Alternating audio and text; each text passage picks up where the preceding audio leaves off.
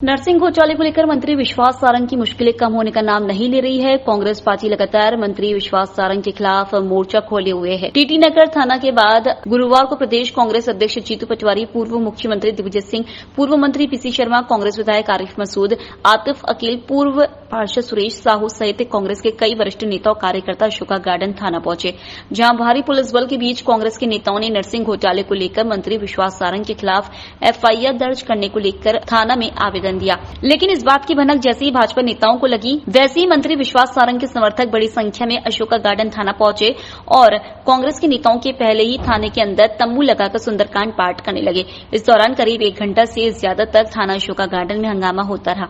भाजपा और कांग्रेस दोनों ही दलों के नेताओं ने एक दूसरे के खिलाफ जमकर नारेबाजी की।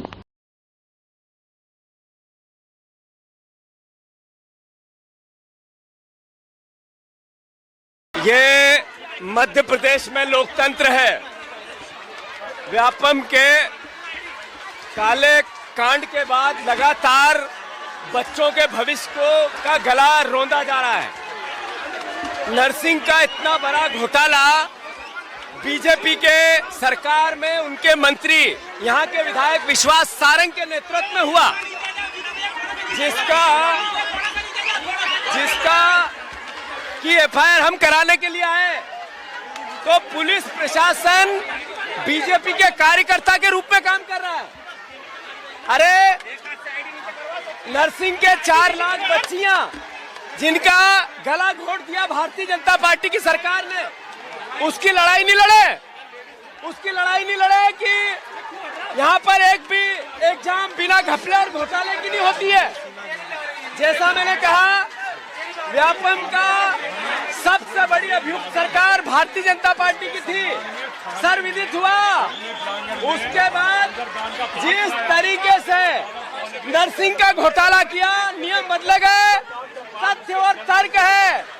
मंत्री था उस समय, उसके खिलाफ एफआईआर होनी चाहिए, गिरफ्तार होना चाहिए। नरसिंह में सीबीआई के अधिकारी रिश्वत लेते पकड़े गए। उस समय के सभी अधिकारी, कुलपति, रजिस्ट्रार, सबको जांच के दायरे में लेना चाहिए और गिरफ्तारी हो, यह कांग्रेस पार्टी की मांग है। हमारा मानना है कि जिस तरीके से भारतीय जनता पार्टी खुद ये पुलिस अराजकता फैलाना चाहती है, उसका उदाहरण है ये। अरे किसने रोका है कि किसी की आस्था को पे काम नहीं करो, पर हमारे साथ अब यहाँ क्यों, ये सवाल है। पूछता हूँ, क्या नर्सिंग कॉलेज के छात्र छात्राओं के साथ न्याय हुआ है? मैं आपसे पूछा, बताइए। बोलो नहीं हुआ ना? नहीं हुआ। तो अन्याय, अत्याचार के खिलाफ, भ्रष्टाचार के खिलाफ हम लोग लड़ाई लड़े कि ना लड़े? लड़ना चाहिए ना। तो चलिए हमारे को अच्छा दिखाइए, कांग्रेस पार्टी को अच्छे दिखाइए कि गरीबों की लड़ाई लड़ रहे हैं। चलिए एक बात सुनो, पहली बात तो थाने के प्रांगण में सुंदरकांड या और कोई बात कराना ये गैर कानूनी है, उनके खिलाफ कार्रवाई होना चाहिए। उन्होंने क्या मंजूरी ली है क्या थाने से? सर थाने प्रभारी को भी जानकारी नहीं है इसकी कि किसका सुंदरकांड हुआ, किसको द्वारा। तो जानकारी लेना उनका फर्ज नहीं बनता क्या? पहली बात तो वो टीआई को, उसके टीआई के खिलाफ कार्रवाई होना चाहिए जो सुंदरकांड का पाठ प्रांगण में करवा रहा है। कोशिश की गई, अभी आप पीछे एक गुंडे भिजवा दिए हमारे यहाँ दंगा कराने के लिए। अपने कार्यकर्ताओं के संग यहाँ पे आकर एक आवेदन दिया है, जिसमें पूर्व मंत्री विश्वास सारंग जी के खिलाफ, जो उस टाइम पे तत्कालीन चिकित्सा मंत्री थे विश्वास सारंग जी, उनके खिलाफ नर्सिंग के संबंधित में कुछ घोटालों के संबंध में उन्होंने कुछ शिकायत दर्ज की है, जिसको वर्तमान में जांच में ले लिया गया है और इस पर आगे जांच करके जो निष्कर्ष